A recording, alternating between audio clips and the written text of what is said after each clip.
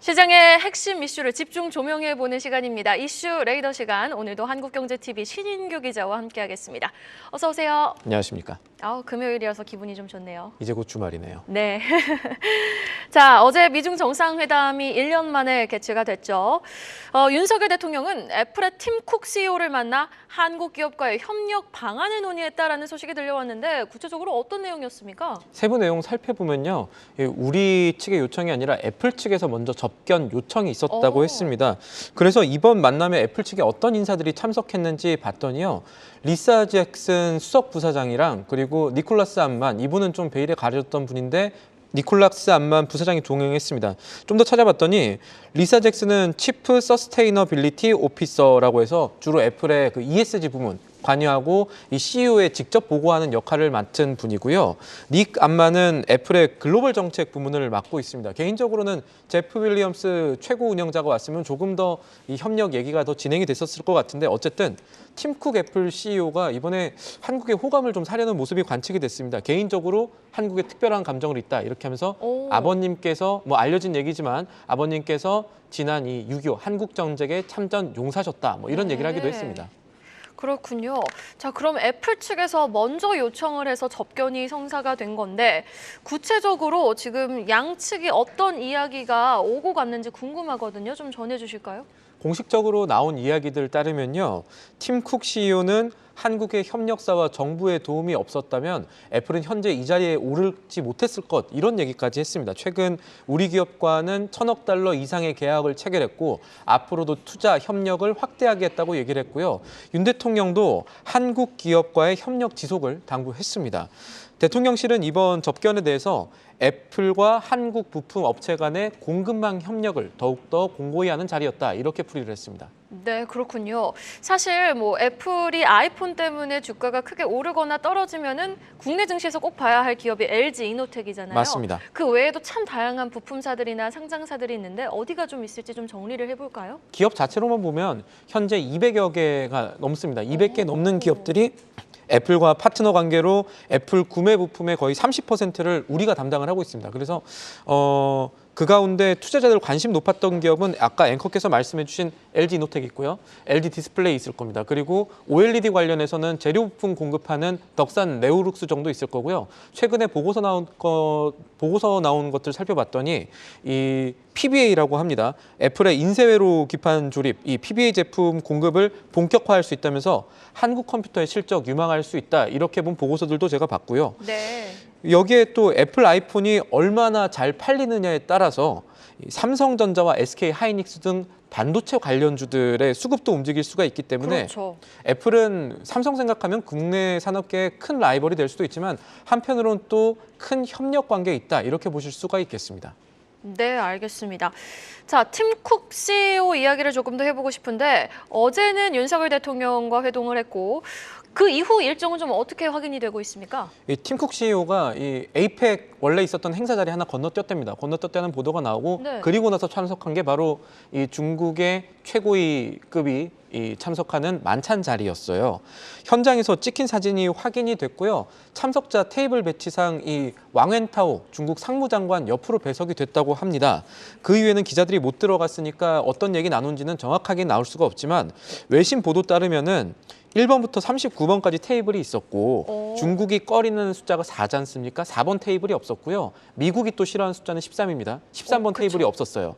그렇게 이제 39개의 테이블이 아니라 34개, 35개 정도의 테이블이 마련이 됐대요. 이거는 무슨 얘기냐면 외교상 결례라든가 최대한 말이 나올 수 있는 부분을 최대한 빼려고 한 거죠. 양국 모두가. 그래서 서로 공격할 생각이 적어도 이번 정상회담이라든가 기업과의 환담에서는 우리가 그런 각을 드러내지 않겠다는 점이 이 테이블 구성에서도 확인이 된다 이렇게 보실 수가 있겠습니다. 그런 숫자까지 또 의미를 생각을 해봐야 되는군요. 그럼 중국이 8 좋아하고 미국이 7 좋아하니까 8과 7에 앉는 좀 좋은 분들 안 치고. 예. 그렇게 또 생각을 해볼 수가 있겠네요. 자, 그럼 시진핑 주석과의 만찬 어떤 이야기가 조금 오고 갔는지 궁금합니다. 큰 틀에서는요. 양국 간의 분위기, 양국이라기보다는 미국의 산업계와 중국의 정치권의 이 케미라고 하긴 그렇고 이 분위기가 나쁘지 않았다고 해석이 나옵니다. 지나 레이몬드 미국 상무장관이 이 자리에 참석했는데 어떤 얘기했냐면 중국과의 활발한 무역을 원한다라는 발언을 했고요. 시진핑 중국 주석은 이게 좀 질문을 던졌는데 지금 양국한테 가장 중요한 질문은 우리가 적이냐 아니면 파트너냐 뭐 이렇게 질문을 던졌습니다. 결론을 파트너로 내긴 했습니다만 어떤 얘기를 했냐면 상대방을 주요 경쟁자, 지정학적인 위협, 속도를 늦추는 위협 정도로 본다면 잘못된 정책 결정이나 원치 않는 결과만 나올 것이다. 이렇게 얘기를 했는데 지금 말씀드린 그러니까 시진핑 중국 주석이 말했던 경쟁자라든가 지정학적 도전, 속도 늦추는 위협 이거 다 누가 했냐면 바이든 대통령이 했던 단어거든요. 그러니까 네. 앞으로 그러지 마라라는 뜻을 우회적으로 얘기를 한 거고 어쨌든 중국은 미국에 도전할 생각이 없다라는 점도 이번에 확실히 했습니다. 적어도 이 자리에선 그랬습니다. 그래서 중국이 미국과의 적대 관계 대신에 파트너십을 강화해야 된다는 뜻을 분명히 한 자리였습니다. 네, 또 테슬라 일론 머스크 CEO는 만찬에 불참했다라는 소식도 전해지면서 뭐 구체적으로 그 만찬 자리에서 어떤 이야기가 또 있었는지 궁금하거든요. 추가적인 내용 좀 확인된 게 있습니까? 머스크 CEO 얘기 먼저 하면요. 저도 이번에 찾아봤습니다. 왜냐하면 외신들이 가장 궁금해했던 거는 중국에서 잘 팔렸다가 지금 맞아요. 힘들고 있는 테슬라가 어떻게 되느냐. 그래서 당연히 머스크 CEO가 참석하겠지라고 생각했는데 일단 초대는 받았는데 자리 자체는 나오지 않은 것으로 보여요. 제가 사진들 다 찾아봤는데 네네. 없었고 대신에 어떤 얘기가 있었냐면 만찬회 이후에 비공개 VIP 세션이 있었다고 합니다. 이때 참석했다라는 이 내부 관계자발 보도가 있었는데 어떤 얘기를 했는지는 확인이 되지 않았습니다. 그 자리엔 또 참석을 했군요. 네, 그렇습니다. 이번 만찬의 전반적인 분위기가 우호적이었다고 합니다. 그래서 이 마이클 하트 미국 상공회의소 회장 같은 경우는 한 번의 만찬이나 한 번의 방문 뭐 이런 걸로 분위기가 완전히 바뀌지는 않겠지만 그동안에 미국과 중국의 갈등 관계, 대립 관계가 있었던 거를 한 번에 되돌릴 것이라고 생각하는 사람들은 아무도 없겠지만 이렇게 단서를 달면서도요. 시 주석이 미국에 대해서 조금 더 우호적인 입장을 취하면 이거는 중국 내의 미국 사업에 대해서 조금 더 우호적인 운영 환경을, 경영 환경을 의미할 것이다. 이렇게 얘기를 했습니다. 이 미국 쪽으로도 기대할 부분이 좀 있다는 거겠죠. 네, 알겠습니다. 그래도 절대 풀리지 않을 것 같았던 매듭이 미중 관계 개선에 대한 시도가 좀 보이는 것 같아가지고 그래도 국내 증시에 좀 훈풍으로 한번 작용할 수 있지 않을까 바라보겠습니다. 자, 국내 증시 이슈로 넘어가 보도록 하죠. 지금 또 금융당국이 공매도 제도 개선 방향을 발표했습니다. 그런데 업계의 우려는 또 커졌다라는 말도 나오고 있거든요. 구체적으로 어떤 내용이 발표가 됐길래 그런 겁니까? 제도 개선한 주요 내용부터 좀 살펴보면요. 기관의 책임은 강화되고 개인의 부담은 좀 덜었다. 이렇게 보실 수는 있겠습니다. 우선 기관의 중도 상환 기간을 기존의 1년에서 90일로 단축을 시켰습니다. 연장 가능하다는 단서를 달긴 했지만 어쨌든 개인과 같이 90일로 중도 상환 기간 설정했고요. 개인의 대주담보 비율은 기존의 120%에서 105%로 낮춰 잡았습니다. 이거 기관과 같아진 겁니다. 이것과 함께 불법 공매도 거래자에 대한 주식거래 제한, 임원 선임 제한 같이 제재 수단을 다양화하고 걸리면 처벌 수준도 높이겠다. 이런 입장을 이번에 내놨습니다. 자, 이번 개선안 어떤 의미가 있다고 해석을 우리는 해볼 수 있을까요? 개인의 대주담보 비율이 낮아졌다는 거는요. 주식을 빌려서 개인이 공매도를 할 때 담보 부담이 줄어들었다는 겁니다. 쉽게 생각하면 개인이 100만 원 규모의 공매도를 할 때 기존에는 당장 수준의 120만 원의 이 돈이 있거나 담보가 있었어야 되는데 이게 이제는 105만 원으로 줄어들었다. 이렇게 네. 보시면 되겠고요. 기관의 중도 상환 기간이 짧아졌다는 것은요. 이 공매도 상환 기간이 길면 그만큼 기관들이 공매도 포지션을 잡은 뒤에 주가 하락을 좀 유도할 가능성이 높지 않냐. 실제로 주가 하락이 기관들이 좀 만든 거 아니냐. 이런 개인들의 불만 혹은 비판들이 이번 제도 개선에 어느 정도 작용을 했다. 이렇게 보이고요. 이 개인 투자자들이 강하게 주장해온 문제가 하나 더 있지 않습니까? 이 공매도 완전 전산화 문제. 그런데 이거는 지금 당장 해결하기 어렵다고 본 것 같아요. 왜냐하면은 물론 이 조항에는 이런 얘기들이 있었습니다. 이 개선안에는 외국계 증권사 등 해당 기관들의 시스템 개선, 그러니까 자체 개선을 먼저 유도하고 그리고 나서 외부적으로 무차입 공매도를 실시간으로 차단할 수 있는 시스템에 대해서도 금감원과 거래소를 중심으로 구축 가능성과 대안 등을 추가 검토하겠다. 그러니까 지금 어떻게 시스템을 만들겠다가 아니라 가능성을 검토하겠다라는 입장을 당국이 밝혔습니다. 네, 공매도 완전 전산화는 가능성을 열어두고 좀 검토하겠다라는 내용까지 전해주셨는데 사실 어제 윤석열 대통령이 또 모두 발언이 있었잖아요. 어제였는지 그제였는지 모두 발언이 있었던 가운데 정상회담 가기 전에. 예. 네, 맞습니다. 공매도 금지 기간 연장 가능성까지 대두되고 있는 상황이잖아요. 구체적으로 지금 이 상황은 어떻게 좀 감지가 되고 있습니까? 당초 시한 내년 상반기였죠. 근데 이번에 뭐 완전 전산화 문제도 그렇고요. 지금 가능성을 열어두겠다 이런 얘기들이 나오고 또 금융당국에서도 이번이 아주 시작이다, 초기 단계다라고 얘기를 했는데 김소영 금융위원회 부위원장 같은 경우는 공매도의 한시적 금지가 내년 6월 말까지라고 했지만 그때 가서 시장 상황도 보고 이 제도 개선이라든가 이런 게 잘 되었는지 그때 판단할 계획이다 이렇게 얘기를 했습니다. 6월 말까지 재개할 수 있도록 최선의 노력을 다하겠지만 상황이 이거 충분하지 않으면 연장을 할 수 있다 이런 부분들을 시사한 겁니다. 사실 어떤 가능성을 열어두고 검토는 할 수 있거든요. 그런데 정말 개인 투자자들을 위한, 개인 투자자들에 의한 확실한 개선 방안이 하루빨리 조금 셋업이 됐으면 하는 바람입니다. 저도 자, 그렇습니다. 네, 이어서 실적 이야기도 해보겠습니다. 지금 굵직한 기업들의 3분기 실적 발표가 거진 마무리가 됐습니다.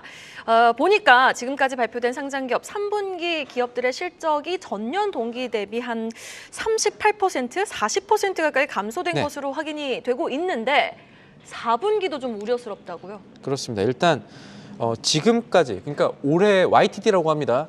올해 초부터 이 3분기 9월까지 누적 통계를 살펴봤더니요. 12월 결산 코스피 상장사 613곳에 보니까 70조 정도의 순이익을 기록을 했습니다. 이 순이익 감소세가 중요한데 왜냐면은 저희가 미국도 그렇지만 주가를 산정할 때 EPS에다가 그러니까 주당 순이익에다가 어느 정도 주가 보상 배율을 적용해서 이 회사의 주가가 어느 정도 될 것이다. 적정 주가를 예측하는데 순이익이 줄었습니다. 순이익이 한 41.06% 줄어들었고요. 그리고 매출은 사실 조금 늘었지만 이거 0.3% 는 게 기분 좋은 일이라고 보기는 어렵겠죠. 영업이익률 자체도요 4.52%로 나타났는데 이것은 전년 동기 대비 한 3포인트 정도, 2.79%포인트 정도 감소한 겁니다. 그러니까 이거는 제품 1,000원치 팔면은 한 45원 정도 남겼다 이렇게 보시면 되고 그나마 세금 떼고 이런 거를 보면은 33원 정도밖에 못 남겼다 이렇게 보시면 되겠습니다. 네, 정말 부진한 성적표를 발표한 건데 업종별로 보면은 좀 특이한 동향이 감지됐나요? 삼성전자가 3분기 별로 안 좋았잖아요. 그쵸. 그리고 그동안에는 이 사이클상 우리 반도체가 조금 좋지 않았다라는 얘기들이 있었고 이게 반영이 됐습니다. 이 영업이익 어떻게 됐나 봤더니 업종별로는 전기전자 섹터가 95.5% 넘게 이 영업이익 감소했습니다. 삼성전자 때문에 그런 거겠죠? 크게는 그렇게 봐야겠죠. 이 반도체 부문 업종이 좀 전년 대비 하락한 영향이 있었을 것이고 이 외에도 운수창구가 한 62% 정도 감소했고 제지, 목재 부분이 46% 영업이익 감소했습니다. 철강금속도 마찬가지로 한 40% 가까이 감소를 했고요. 의료정밀은 아예 이 실적 보니까 영업이익이 적자로 전환을 했습니다. 그래서 3, 4분기까지 이제 누적순이익 흑자 기업은 472곳으로 전년 동기 대비 26곳 감소했고요. 적자 기업은 전체의 23%를 차지하면서 141곳으로 늘었습니다. 흑자 기업이 줄고 적자 기업이 늘었다 이렇게 봐야겠습니다. 4분기에는 좀 반등 가능성이 그래도 있는 건지 궁금하거든요. 4분기 보면은 일단 안 좋은 소식부터 먼저 말씀드리면 네. 4분기도 조금 뭐 수요나 반도체나 이런 것들 보면 반도체는 그나마 모르겠지만 우리가 많이 투자하고 있는 2차 전지, 뭐 전기차 수요 이런 것들은 조금 부진할 가능성이 있다고 합니다. 네. 그래서 어떤 것들을 살펴보냐 봤더니 이 전반적인 글로벌 경기 봐야 되는데 4분기에는 미국도 침체 얘기가 사실 계속해서 조금씩은 나오고 있거든요. 미국의 10월 제조업 신규 수주도 어느 정도 약세를 보인 것도 그렇고 4분기 환경이 우리한테 우호적이다 이렇게 진단하기는 당장은 어렵겠습니다만 그래도 반도체라든가 그리고 내연기관 차 만들고 현대차 같은 경우는 지금 실적이 나쁘지 않거든요. 굉장히 사실 좋다고 봐야 됩니다. 그렇죠. 그래서 반도체 업종은 실적 개선 가능하고 차 업종도 어느 정도 좋을 수 있다. 이렇게 좋은 소식을 말씀드리는데 한편으로 또 하나 생각할 거는 4분기에는 기업들이 성과급을 지출합니다. 그래서 나가는 게 또 비용들 나가는 게 많기 때문에 적어도 뭐 이익 부분의 개선이 드라마틱하게 이루어질까에 대해서는 좋은 부분보다는 약간 나쁜 부분이 많을 수 있다라는 점을 또 같이 참고하시면 되겠습니다. 원체 계절적 요인이 유효한 4분기이기 때문에 그래도 전차 군단이 개선을 해준다면은 또 희망은 있거든요. 한번 반도체와 자동차의 4분기 반등 가능성 한번 기대해 보도록 하겠습니다. 이슈 레이더 시간 한국경제TV 신인교 기자와 함께했습니다. 주말 잘 보내고 오세요. 감사합니다.